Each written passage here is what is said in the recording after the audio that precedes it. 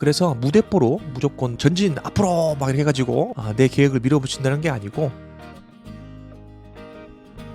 이 순간이 가장 행복하고 가장 소중하고 가장 의미 있는 그런 시간들이 되었으면 좋겠습니다. 우리가 매일매일 이 하루하루가 모여서 일주일이 되고 1년이 되고 또 10년이 되는 것처럼 잘게 쪼개서 본다면은 우리의 하루의 삶이, 오늘의 삶이, 지금 이 순간의 삶이 다시는 오지 않을 그런 순간이다 라고 생각하시고, 물론 여러 가지 일들과 또 주위 환경이 도와주지 않는 것도 물론 있지만은 그런 마인드를 계속해서 우리 마음속에 심었으면 좋겠습니다. 그래야 이 순간이 지루하지 않고 뭔가 의미 있고 생산성이 있는 일을 할 수가 있다. 세상에는 세 분류의 사람들이 있다고 저는 생각을 하거든요. 첫 번째로는 아무것도 하지 않는 사람, 그렇죠?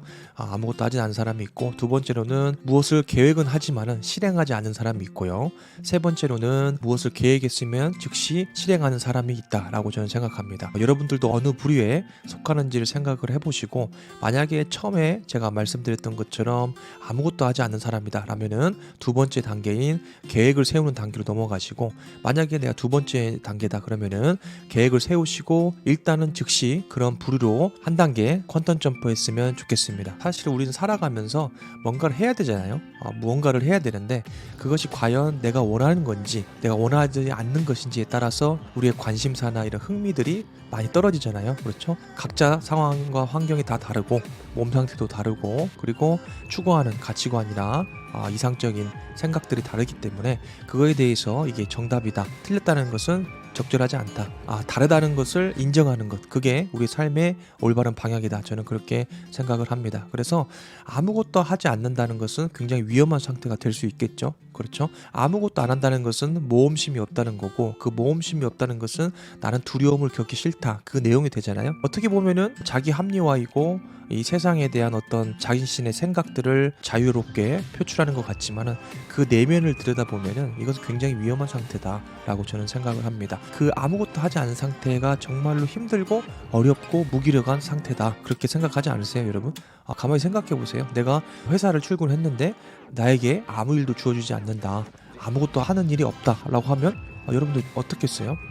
오히려 5만 가지 생각이 다 들 겁니다. 나를 경질하려고 하는 건지, 내가 이직을 해야 되는 건지, 내가 어떻게 살아야 되는지부터 시작해서 눈치를 엄청나게 보게 되겠죠. 그렇죠? 그래서 아무것도 하지 않는다는 것은 오히려 더 큰 고립과 그다음 자괴감, 무력감들을 동반하는 아주 위험한 상태라는 것을 기억하셨으면 좋겠습니다. 물론 살면서 이런 단계가 오긴 해요. 저도 지금하고 정반대의 모습들이 있었거든요. 무기력이라고 해야 될까요? 아니면 우울감? 이런 것 같아요. 아주 오랜 시간이 지났지만 그때로 돌아가서 생각을 한다면은 우울감이나 무기력증, 더 심하면은 우울증, 이런 게 아니었나 싶어요. 그러니까 그때는 아무것도 하기 싫은 거죠. 밥도 먹기 싫고, 그리고 공부도 하기도 싫고, 나가기도 싫고, 그런 상태에 있었던 것 같아요. 그 단계에서 빨리 최대한 벗어나는 게 중요한데, 이런 상태를 경험해보는 것도 나쁘진 않다. 다만 무기력한 기간들, 그리고 아무것도 하지 않는 시간들이 오래 지속되지 않고, 그리고 그 안에서 답을 내가 조금씩 찾아갈 수만 있다면 이 단계도 나쁘지 않다고 저는 생각을 합니다. 터널의 끝에 가까울수록 빛을 받을 수 있잖아요. 그런 것처럼 우리 인생에 있어서 어두운 터널은 반드시 존재한다. 그것이 없이 밝은 빛을 보는 것은 사실상 불가능하다, 그렇게 생각하잖아요, 여러분들도. 그래서 첫 번째는 아무것도 하지 않는 사람이 있다. 자신의 삶을 한번 평가해 보시고, 그리고 무엇을 하더라도 그것이 정말 의미 있는 일인지를 생각을 해 보셔야 되죠. 그렇죠? 뭔가를 열심히 하는 사람도 있잖아요. 그것이 올바른 일이고 또 나에게 도움이 되는 건지, 그리고 나를 한 단계 더 성장시켜 줄 수 있는 올바른 방향인지를 여러분들 스스로 알 수 있을 겁니다. 왜냐면은 우리한테는 보이지 않는 뭐가 있죠?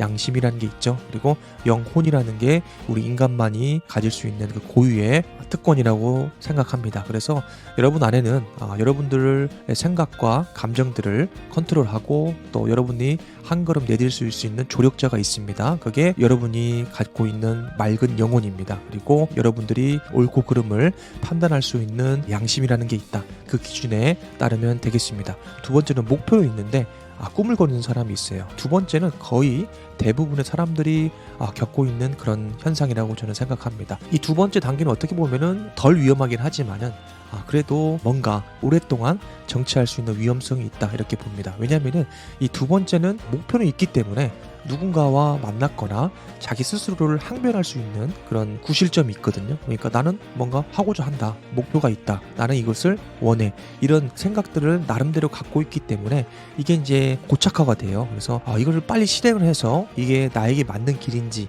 아닌지를 먼저 판단을 하고 그것들을 수정해 나가는 게 바로 인생인데, 두 번째 경우에는 정체될 위험성이 상당히 많다. 왜냐면은 주위 사람이나 내가 아는 사람 지인들을 둘러보아도 이 단계의 사람들이 굉장히 많기 때문이에요. 그래서 같은 티셔츠를 입고 다 모여서 저 멀리서 바라본다면은 다 똑같이 보이잖아요. 흰색으로 보이잖아요. 그리고 흰색 점으로 보이는데, 그런 것처럼 우리가 이런 두 번째와 같은 대부분의 사람들이 생각하는 그런 가치관이나 그런 목표들을 설정하고 살아간다면은 이게 맞는 건지 그렇지 않은 건지를 판단할 수가 없어서 쉽게 빠져나올 수가 없다. 목표는 있대. 그리고 그것을 잘 실행하지 못하는 사람의 특징이 뭐냐면은 왜 행동하지 않느냐를 보면은 제 기준입니다. 제가 삶을 살아오면서 제 기준과 수백 권의 책을 읽으면서 나름대로 정리한 건 첫 번째로는 두려움입니다. 두려움. 내가 이 계획은 갖고 있어. 뭔가를 하고는 싶어. 그렇지만 한 발 쉽게 떼지 못하는 것은 실패에 대한 두려움입니다. 그래서 이것은 어떻게 형성이 되냐? 그러면은 과거로 돌아가야 됩니다. 과거로 돌아가서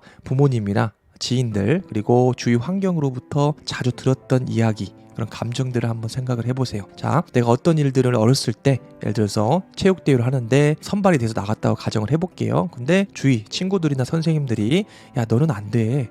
너보다 더 빠른 홍길동이가 있어. 걔가 나가야 돼.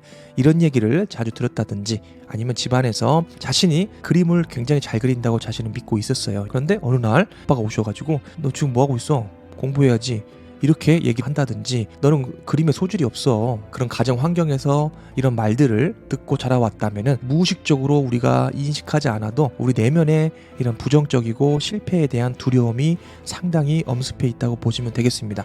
물론 우리가 10년, 20년 성장해오면서 우리 외의 형은 성장을 했다고 보지만은 우리 내면에 있는 우리 마음들은 그때 받았던 우리의 그런 생각들과 감정들, 그리고 그런 말에 대한 두려움들이 우리 내면에 잡초처럼 자라고 있다라고 보시면 돼요. 다만 우리가 그를 뽑아내지 않고 세월에 우리를 맡기고 그냥 무덤덤하게 살아왔을 뿐입니다. 어느 순간에 의식하지 않았는데 내면에 있는 이런 부정적인 감정들, 과거에 받았던 상처들이 튀어나오는 경우가 있죠. 그래서 나도 모르게 화를 낼 만한 상황이 아닌데도 흥분이 가라앉지 않는 그런 상태가 있죠. 그것은 과거의 상처나 경험들이 있기 때문입니다. 그래서 제가 말씀드리고 싶은 것은, 목표는 있으되 앞으로 한 발짝 나아가지 못하는 이유는 첫 번째로는 두려움 때문이다. 그래서 더 깊게 보면 이 두려움이라는 것은 경험에 의한 두려움이잖아요. 자, 경험하지 않았는데 두려움을 느낄 수는 없죠. 그래서 이 두려움은 과거로부터 돌아간다. 그래서 과거의 상처나 어떤 쓴뿌리, 그리고 실패에 대한 경험,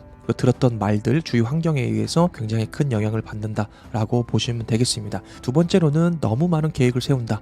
즉, 이 말은 너무 생각이 많다입니다. 그래서 계획을 세웠는데 이게 잘 될까? 이런 생각들 있잖아요. 이게 잘 될까 과연? 내가 할 수 있을까? 그런 것이 있죠.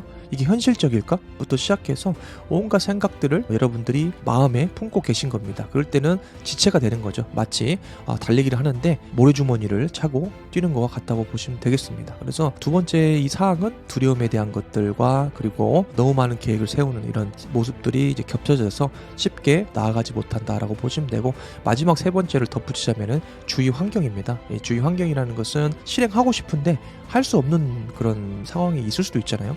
예를 들어서 내가 몸이 좀 많이 불편하다든지, 아니면은 물리적으로 이것을 실행할 만한 시간이 없다든지, 그렇잖아요. 예를 들어서 밤에 3교대 야간 작업을 해서 몸이 굉장히 피곤한 상태에 장기적으로 놓여 있다든지, 아니면은 그걸 실행하기 위해서는 어느 정도의 자본이 필요한데 그 자본이 지금 없다든지, 이런 경우가 있겠죠. 그래서 이 세 가지가 종합적으로 겹쳐져서 실행력을 저하시킨다라고 저는 생각합니다. 그래서 해결 방법은 여러분들이 아시겠죠? 자, 마지막으로는 목표를 세웠으면 즉시 실행한다, 이 내용이 되겠습니다. 그래서 오해하지 마셔야 될 게, 이 즉시라는 것은 지금 내가 생각이 떠오르면 바로 한다는 내용이 아니에요. 즉시라는 것은 제 기준으로 봤을 때는 일주일 내에 실행을 한다, 그 기준으로 저는 평가를 합니다. 그래서 일주일 내에 한다는 것은 그 계획을 세웠으면 그걸 하기 위해서 찾아가거나 움직이는 것 필요한데, 그보다도 먼저 기록하고 생각하고 정리하는 것도 실행입니다. 그렇죠? 만약에 A라는 것을 내가 목표로 삼았다, 그리고 그것을 내가 진정으로 원한다, 그러면은 행동해야 하잖아요. 원하는 것을 얻기 위해서.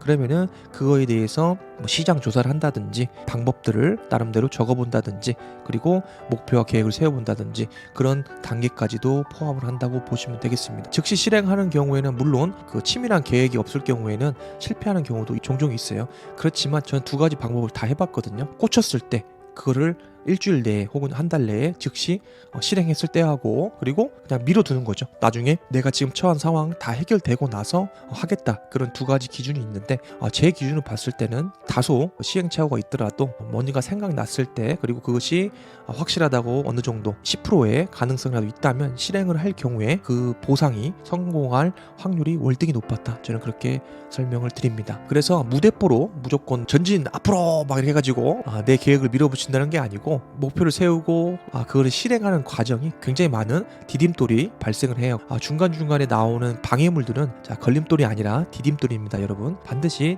디딤돌이 있는데 그 디딤돌은 말 그대로 내가 한 발을 올리고 밟고 넘어가야 그 다음 단계로 넘어가는 것처럼 그 단계가 있다. 그래서 그것은 즐거운 일이다. 마인드에 계속해서 주입을 시켜야 됩니다. 그러면 그 무의식이 일정 시간 지나면은 깨지기 시작해요. 금이 가기 시작하고 어느 순간 그게 깨지기 시작하는데 그때부터는 이제 여러분들 스스로 알아서 여러분 뇌가 움직이기 시작합니다. 스스로 하기 싫어도 하게 됩니다. 그래서 그 단계까지 올라오기까지 제가 말씀드린 것은 66일이다. 또 사람에 따라 다르지만 최대 90일 동안 그 한 가지 습관을 형성하기 위해서 매일 꾸준히 반복적으로 하다 보면 형성이 되는데 그것은 앞으로 그 기간이 지나도 여러분 자동 시스템에 의해서 돌아가는 그 기간이 바로 66일에서 90일 사이다 라고 보시면 되겠습니다. 사실 우리 인생을 돌아보면 저도 그렇지만은 우리 인생에 있어서 66일 그래 66일 생각합시다. 영국에 따르면 66일이라고 하니까요. 66일 동안 뭔가를 하루도 빠지지 않고 꾸준히 해본 적이 있으신가요? 제가 뭐 예를 들어서 어떤 A라는 목표를 세우고 꾸준히 했던 적 과거입니다. 과거에 보면은 10일, 15일 된 것 같아요. 그래서 굉장히 10일 넘어가면서 흥분했던 기억이 있는데 사실 쉽지 않아요. 여러분들 그렇죠? 실예로 말씀드리지만은 뭐 자격증 공부라든지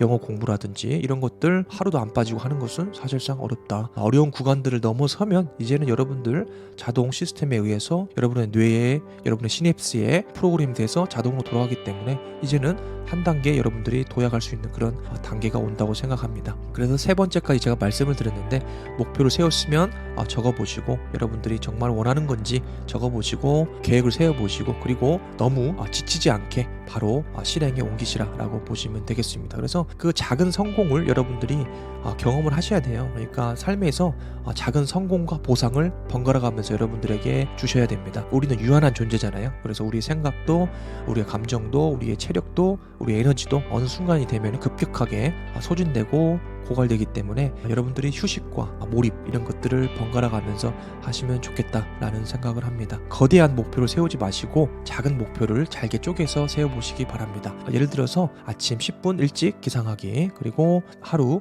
20분 이상 걷거나 운동하기 그리고 하루 소식하기 그리고 감사의 말 사용하기 이런 것들이 어렵진 않잖아요. 지금 당장 마음만 먹으면 할 수 있는 거잖아요. 그럼 그것들을 여러분들이 써보시고 생각에 심어보시고 그것들을 해보는 겁니다. 오늘은 나를 위한 어떤 계획을 이루었구나 라고 스스로를 칭찬하고 스스로에게 보상을 주시면 됩니다. 그러면은 나에게 보상을 주는 거지만 실질적으로는 내 안에 있는 잠재의식에 이런 씨앗을 심는 거거든요. 그렇죠? 그래서 나와 대화를 많이 하세요. 잘했네. 괜찮아. 수고했어. 더 잘할 수 있을 거야. 이런 말들을 여러분들에게 계속해서 격려를 해주셔야 됩니다. 자, 여러분들 안타까운 일이지만 우리가 어디에서 위로를 얻을 수 있을까요? 여러분들 최근에 어디에서 위로와 격려를 얻으셨나요? 사실상 거의 없죠. 그렇죠? 우리 부모님이나 가까운 사람들한테도 사실 이런 위로나 이런 격려의 말을 들은 적이 언제 있는지 모르겠죠. 그렇습니다. 외부 사람들, 외부 환경에 우리가 의존하는 것들을 많이 줄여야 된다고 저는 생각을 합니다. 물론 뭐 관계를 끊고 너는 너고 나는 나고 이렇게 산다는 게 아니고 외부 사람들에게 내가 느끼고 있는 감정이나 이런 생각들을 보상받으려고 하지 마시라는 그런 얘기입니다. 왜냐하면은 사실 격려하고 위로한다는 것을 굉장히 어려운 일이에요. 그렇죠? 내 자신이 힘들어 죽겠는데 내 자신의 그런 마음도 추스리지 못하는데 어떻게 남을 위로할 수 있겠어요? 그렇죠? 그런 관점에서 생각을 한다면은 다른 사람이 나에게 이런 말을 하고 나에게 이런 상처를 주고 또 무심코 지나가는 말이지만 이런 생각들을 표현하는 것이 어떻게 보면 당연한 거라고요. 그렇죠? 그 사람들도 그렇게 지금까지 살아오면서 자기를 위로하고 보상하고 자기의 자존감을 높이는 방법을 배우지 못했잖아요. 그렇죠? 학교에서 가르쳐 주지도 않고 뭐 자격증 시험에 나오는 것도 아니잖아요. 그렇죠? 자기 자신의 자존감을 높이고 행복감을 높여서 자신의 잠재의식을 끌어올린 다음에 자신의 삶을 더욱더 한 단계 도약하는 그런 방법에 대해서 여러분 들어본 적이 있으십니까? 아, 그렇죠. 이거 없잖아요. 굉장히 심각한 문제예요. 그래서 사회가 성장하면 할수록 소외받는 이런 사람들이 더 많이 생겨나고 안타까운 사고 소식도 굉장히 많이 발생을 한다. 이게 사회의 어두운 단면이라고 보시면 되겠습니다. 그래서 이 바쁜 생활을 하고 있지만은 내 자신을 알라, 내 자신의 마음의 상태를 알라. 이게 굉장히 중요해요. 그래서 여러분들의 감정을 기분 좋게 하는 것들을 만들어야 돼요. 의도적으로. 그렇죠? 왜냐면은 자, 생각해 보세요. 여러분들이 신이 나요. 어떤 일이 있어서 신이 나고 콧노래가 흥얼흥얼 거려져요. 그러면은 여러분들의 일도 당연히 잘 되겠죠. 인간관계도 당연히 잘 되겠고, 그리고 여러분이 만약에 산업 현장에서 근무하고 계신 분이라면은 당연히 산업 안전체에도 예방이 되겠죠. 답은 간단한 거예요. 그렇죠? 사람이 하는 일이기 때문에 이 사람의 마음을, 이 사람의 감정을 좋은 상태로 만들어주면 되는 거예요. 뭐 음악이 될 수도 있고, 그 다음에 보상이 될 수도 있고, 적절한 업무 강도와 휴식이 될 수도 있고, 금전적인 보상이 될 수도 있고, 여러 가지 다양한 게 있잖아요. 그런 것들을 여러분들이 스스로 만들어 가시는 게 인생의 빌드업이다 라고 저는 생각을 합니다. 그래서 인생에서 원하는 것을 얻기 위해 첫 번째 해야 될 단계는 내가 무엇을 원하는지 결정하는 것이다. 이 벤스타인이 이야기를 했습니다. 한 단계 더 도약하는 성공적인 인생, 더 나은 베터 라이프를 살 수 있는지에 대해서 여러분들과 함께 나눠봤습니다. 아무쪼록 도움이 되시길 바랍니다. 감사합니다.